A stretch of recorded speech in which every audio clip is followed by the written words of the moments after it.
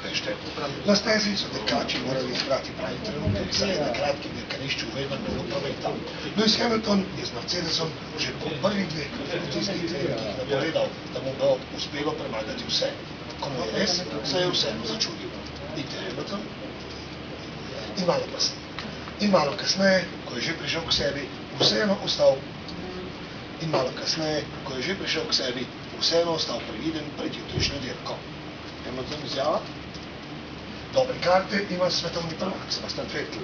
Red Bullom je osvojil drugo štartno mesto. Jutri bo poskušal prvič zmagati v Budimpešti. Vettel izjava? Zaradi vročine jutri napovedujejo blizu 40 stopinj Celzija, naj bi se za zmago spet borili pri Lotusu. Tokrat je bil boljši tretji Grosjean. Grosjean izjava? Tudi Fernando Alonso si z petega štartnega mesta stavil za Rosbergom in pred Raikkonenom želi dobre dirke. Opozoril je le, da Ferrari še vedno zaostaja za 3 ekipami, kar je preveč.